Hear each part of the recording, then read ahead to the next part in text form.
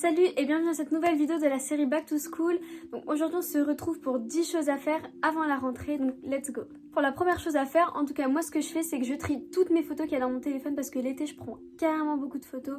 Bon même là si c'était un été un petit peu bizarre qu'on a fait peut-être moins de choses pour certains, je trie quand même mes photos et je les imprime pour les coller et je fais un carnet de mon été. Et comme ça tous les ans je regarde, ça me fait rappeler des souvenirs dans les campings où j'ai été, dans les hôtels où j'ai été, me souvenir des personnes que j'ai rencontrées, des moments où j'ai rigolé. Vraiment ça fait hyper du bien de se rappeler de tout ça et d'avoir ça dans un carnet parce que bon, les photos sur les téléphones c'est bien mais on les regarde pas souvent non plus, alors que dans un album c'est sûr que vous allez les voir et c'est trop top de faire ça. Vous pouvez aussi coller vos photos dans votre chambre, sur un mur, faire un carré avec des petites photos ou faire d'autres formes, il n'y a pas de problème. Vous pouvez trouver des inspirations sur Pinterest, mais voilà, ça peut être aussi une autre idée de mettre votre photo si vous n'avez pas trop envie de faire un album. Les mettre dans votre chambre, ça peut être aussi une bonne idée. Pour la deuxième chose, je vous conseille de créer une playlist. Donc moi, toutes les fins d'été, j'ai ma playlist de l'été et je la mets dans un album spécial pour l'été que j'ai passé. Et comme ça, à la rentrée, je réécoute ma playlist, ça me fait penser à l'été. Le matin, je l'écoute, ça me fait lever de bonne humeur. Et je pense que pour la rentrée, ça peut être une bonne idée. Vous vous levez, vous écoutez votre musique. Ça vous motive, enfin moi en tout cas ça me motive, ça me met dans un bon mood. Dans les transports pareil, j'écoute ça, je me dis ah ouais sur cette musique là je pensais à ça et tout nana, j'ai fait ça. C'est vraiment hyper bien de se recréer une playlist, de la mettre quelque part et comme ça vous la réécoutez, ça vous refait vraiment penser à des souvenirs. C'est vraiment un super bon truc à faire. Mon troisième conseil, ce serait de changer un petit truc sur vous. Donc pas la peine de faire un grand changement, à part si vraiment vous voulez faire un grand changement. Aller chez le coiffeur, couper ses cheveux, changer de couleur, faire des petites mèches, faire une frange, je sais pas. Ou alors vous pouvez juste tester des nouvelles coupes. Moi j'ai sorti une vidéo idée de coiffure pour la rentrée. Donc si ça vous intéresse, allez voir. Vous pouvez peut-être trouver des petites inspirations. Sinon, trouver son go-to make-up. Donc le make-up qu'on préfère tous les matins avant d'aller en cours. Changer un petit détail. Par exemple faire un petit trait d'eyeliner qu'on n'avait pas fait l'année d'avant. Tester une nouvelle manucure, je sais pas. Un petit dessin qu'on n'avait jamais fait avant. Une couleur qu'on n'avait jamais fait avant. Trouver des nouvelles tenues. Faire des nouvelles combinaisons entre les choses qu'on a et qu'on n'avait pas mis ensemble avant, un pull qu'on n'avait jamais mis avec ce jean là en particulier. Il y a plein d'inspirations sur Pinterest si vous n'avez pas d'idée.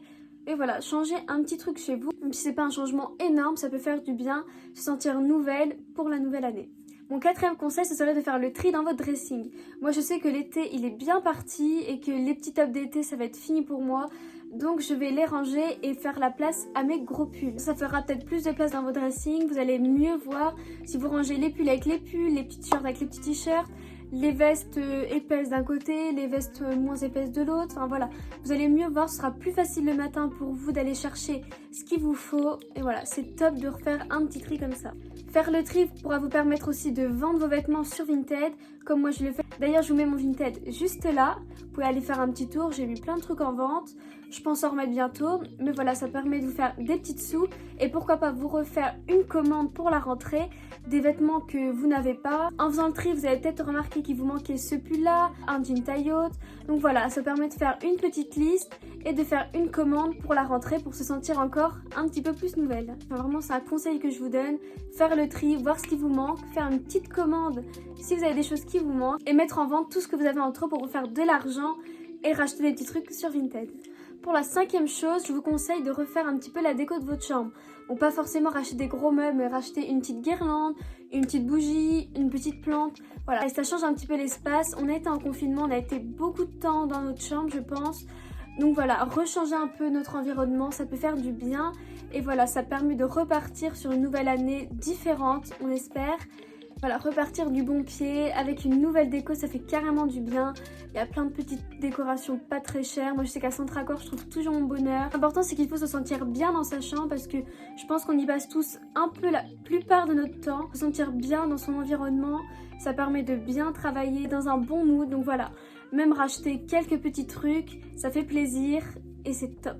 Pour la sixième chose à faire avant la rentrée, je vous conseille de gagner du temps sur certaines choses. Je m'explique. Le matin, avant d'aller en cours, vous n'allez pas commencer à perdre du temps à chercher votre tenue, faites-le la veille. Pareil pour le petit déjeuner, sortez les petits gâteaux que vous mangez, sortez votre verre, votre bol, pour que tout soit à votre disposition. C'est quelques petits détails qui font que le matin, vous allez gagner du temps. Aussi, je vous conseille de ne jamais repousser ce que vous pouvez faire maintenant.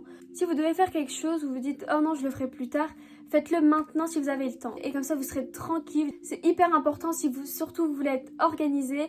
Ça permet de faire la place dans votre tête, avoir l'esprit bien organisé. Et ça, c'est super important parce que quand on est en cours, on a plein de choses à penser, réviser ça. Ah mince, je dois faire cet exo-là. Donc voilà, si vous devez faire un truc, faites-le maintenant. Si vous avez quelque chose à réviser, faites-le maintenant. Ne repoussez jamais. Comme ça, vous serez tranquille pour les jours à venir. Pour la 7e chose, je vous conseille de faire un tri dans vos fournitures, sur votre bureau.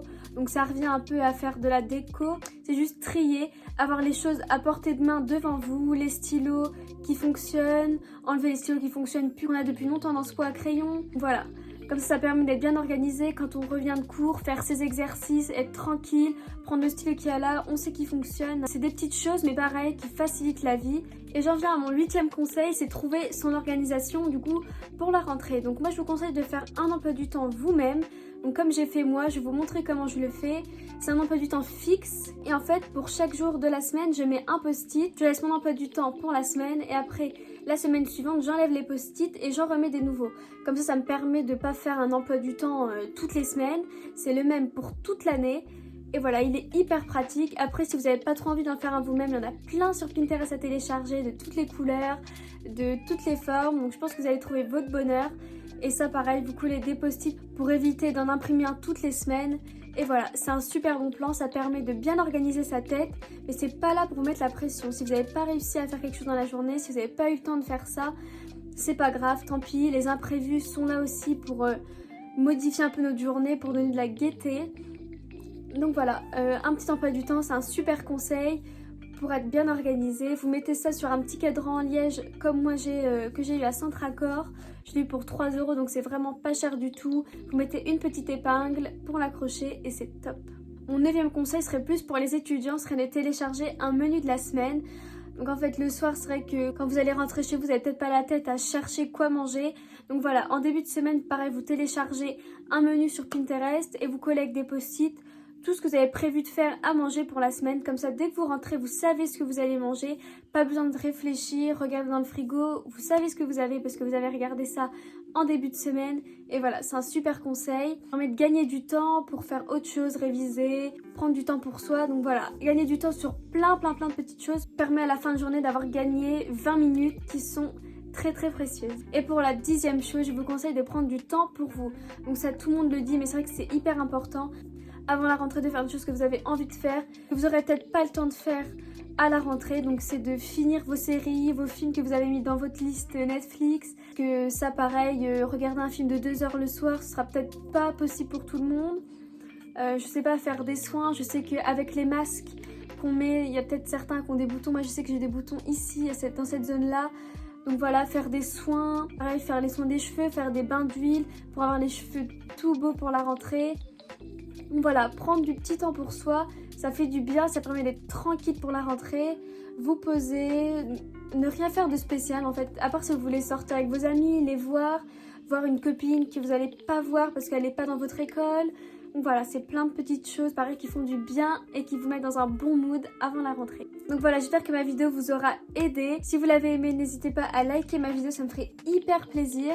Abonnez-vous pour voir d'autres vidéos back to school qui vont arriver. Et même après la rentrée, je vais continuer mes vidéos back to school pour préparer votre rentrée tranquillement. Donc voilà, je vous laisse mes réseaux sociaux en barre d'infos. Et sur ce, à bientôt pour de prochaines vidéos. Bisous!